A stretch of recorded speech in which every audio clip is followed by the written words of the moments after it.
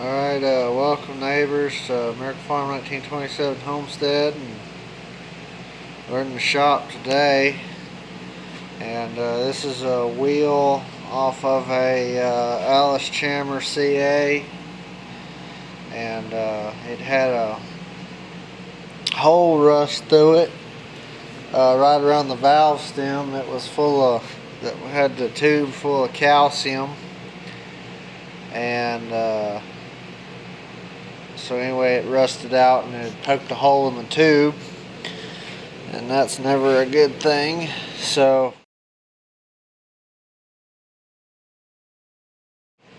we had to do some repair. So you can kind of see it right there. Daddy found another 24-inch wheel and welded. He cut a patch out. He cut it out right in here because he didn't want to cut the where it beads right here, because this was different on it was a Kubota wheel we had. It was actually just like this wheel right here. So the bead is a little bit different. So he didn't want to cut that out, so he just cut this piece, and then it was actually, you can see how pitted the wheel we cut off was rustier than this wheel was, but it had a hole in it too. But anyway, we got a pretty solid piece, and we painted it, and I was telling her it's going to kind of look funny because the rest of the tractor is it's just a old tractor. It ain't been painted in a while, so it's going to look kind of funny with a painted side. But the reason we paint them is because he sandblasted it to make sure it didn't have no more holes in it, and just rust prevention. And most of the time you can find a new wheel for tractors or a used one, but this one's got it's got kickouts on it, you can see, and genuine, like a wheel somebody made like this is probably about $600 for a wheel. So it was just going to be cheaper for us to just fix this one.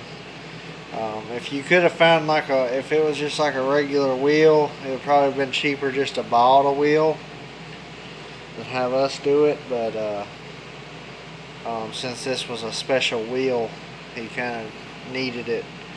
He didn't really want it to be pretty, but I think it turned out pretty good. We wasn't real concerned, but we got her welded in. You can't even, I mean, there's not really much of a seam.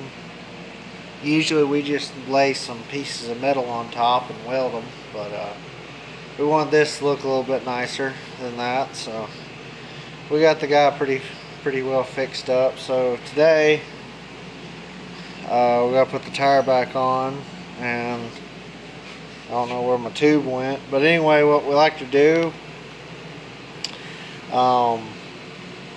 well, you have to, where this was, that was where the hole for your valve is, your valve stem, and so we like to move it. And this one we're actually going to put it on the other side, so this will be towards the tractor, so you won't be able to see it as much, which it really don't matter. I don't think the guy really cares that much, but the wheel's got a little bit of, I don't know where that's from. It happened to be just where, I think it just where the calcium run down. You can see it eat up that bar right there for the kick out, where that calcium had run out. So we're going to have this be the outside because this is like the prettier side, so it really doesn't matter. But anyway, we're going to drill our valve stem on this side instead. So he's finding a drill bit and going to drill our valve stem. You gotta remember to do that before you put your tire on. But you always want to put it in a different place.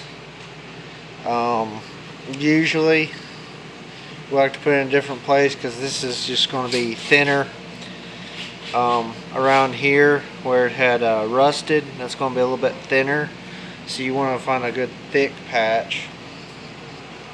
So anyway, he's going to drill that and we'll get back. He's going to start his pilot hole about where we want it.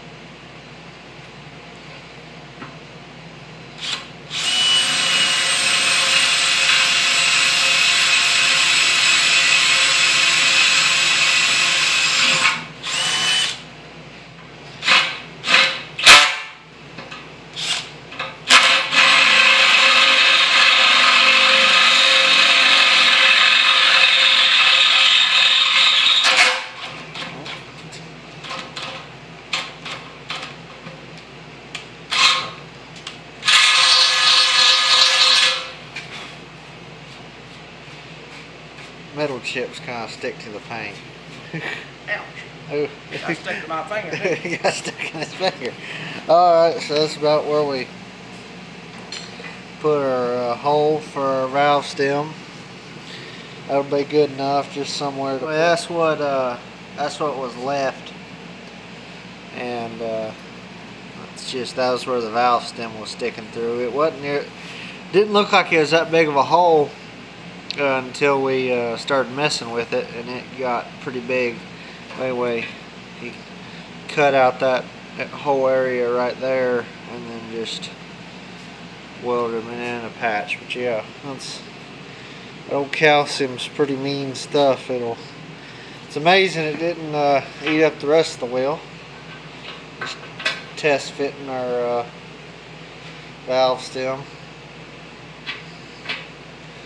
Looks like it's working pretty good. We might go over that, like a burr or something. I don't know. It's not very sharp. He wallered it out with the drill bit pretty good.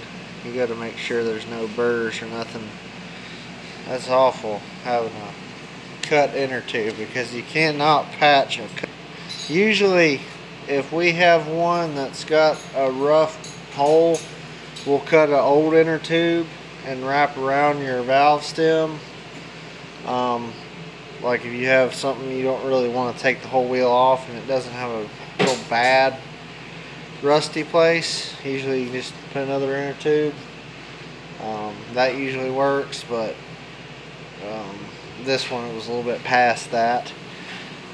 We had to actually fix it. A lot of times though, when you get into these, this will all be rusted just like this was, and it'll be real thin.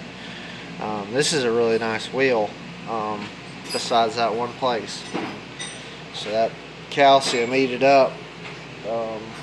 There's not a real good replacement for calcium. They put methanol in tires now. We usually put antifreeze when we go back because it's just like the cheapest option.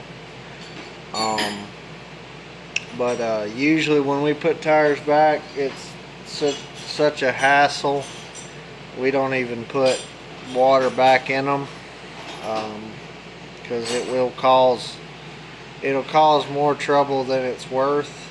A bunch of times, if you need more weight, just put you some weight on it. You know, just try to hang you some weights. Put you some wheel weights or hang weights or whatever, because this is just a lot more hassle than it needs to be to put water in them. And like I said, we don't have a good way to put water back in them, so usually we don't. So this one's going to go back without water. Anyway, we'll get to it. We're about to set our tire on our wheel. So one thing you need to note when you're changing a tractor tire, is tractor tires are directional. So that means they have a specific direction that they need to turn to work properly. And you can mount one backwards. It's pretty easy to do. So you can't swap wheels off of the left side of a tractor to the right side of a tractor because they'll be turning backwards.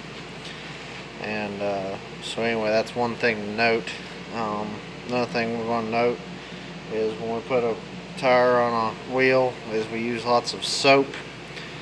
I think some people use oil, but oil is not good for rubber.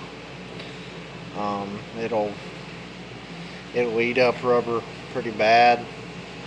So we use soap. It usually works pretty good, and just to use a little bit of lubrication on it so it doesn't tear up your sidewall, and so it slides better. Alright, so here's our first step. I'm going to get the tire started on the wheel, and usually it's pretty fun getting it started, and you're going to stretch it over. Got pry bars and crowbars and tire tools and all sorts of stuff.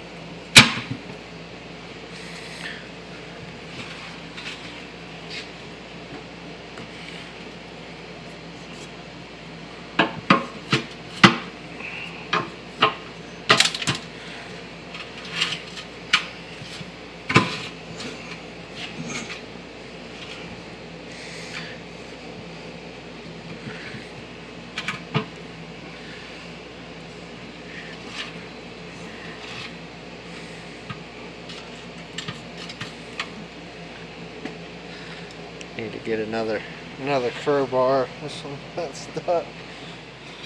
Alright, well we're slowly but surely getting it on. This is about the hardest wheel we've ever dealt with getting back on. I don't know what's the problem. It's just it's not walking on there very good. He's about to get it though. It's starting to work.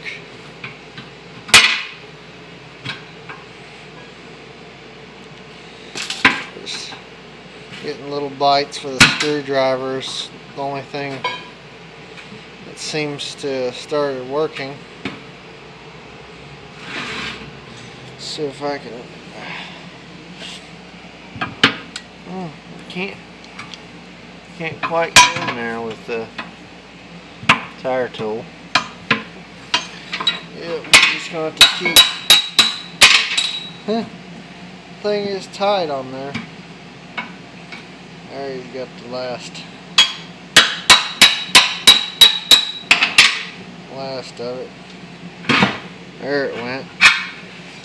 Daggone. Gotta get the tube in it. What we like to do is we get blocks, and we'll raise up the tire, and that'll just keep the tire off of us when we're trying to get the tube into the wheel. It's a difficult task. I don't like putting tubes in, but it's just what you got to do. So get us another block on this other side, and so you can see how much room we have now with them blocks. I just put some blocks under it and keeps that tire off of you. so you can get the tube where you want it. We just kind of pack it in there and stretch it across the wheel. It's not that big of a deal. So make sure you get your valve stem started where you want it, and that's about all there is to it. Alright, got our tube on. Now we just all you gotta do is walk your other bead on. This is the easier side to do. You got to keep your weight on that other side to keep the tire from beading, because if it beads, it won't walk on like it's doing right now. It'll bead, and then you won't be able to stretch it on there. It's still not very easy, so we might have to get a longer bar.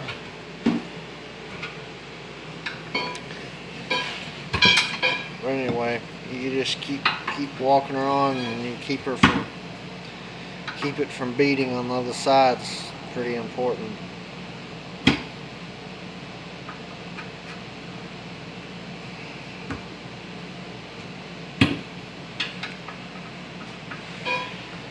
Doesn't work real good with this old tire. This is an old rotten tire. It's a lot stiffer. I don't know what was going on the other side. The other side is about to drive us crazy. You want to try it with that? So you want to put your valve stem on the back side, because that's where your tube is closest to the bead. So you want to put that on last, so you can be real careful not to poke your tube.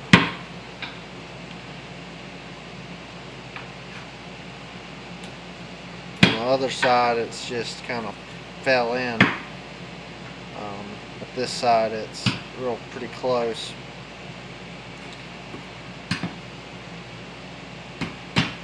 Yep, there she's on the bead. So all we gotta do now is put air in it.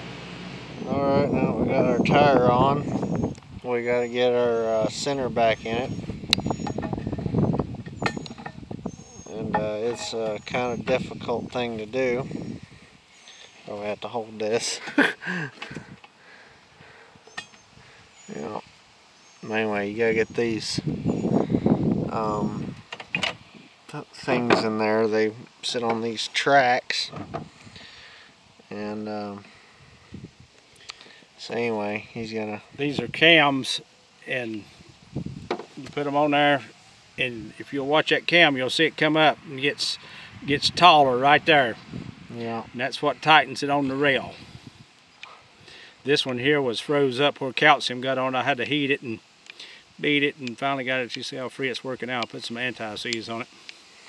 Yep. And it's just got little carriage bolts that go in each one of them. But anyway, they just sit on these tracks. I'm not going to be able to film it because I'm going to hold this wheel. Alright, so now we got two of them on, so I can film it now. There's one of the cams. The bottom one doesn't have a cam, so we don't have to worry about it working. So that was the first one we put on, and then we started this top one, so now I don't have to hold it.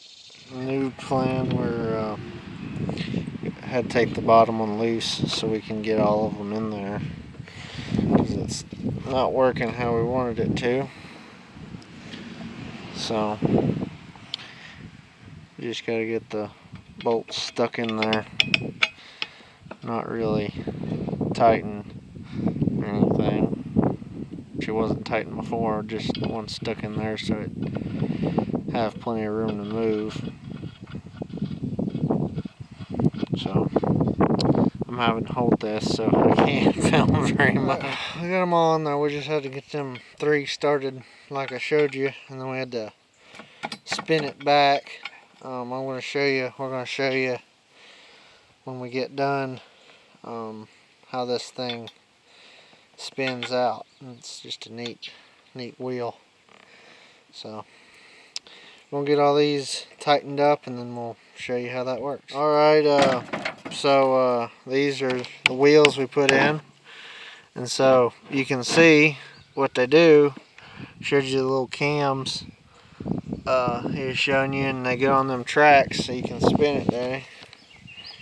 So what you'd do is when you have on a tractor, you'd loosen them little cams, and then you'd hold a brake on your tractor and put her in gear. You can get them to spin, and then that sets how wide you want your tractor, so you can widen one side out or both sides and run her back in.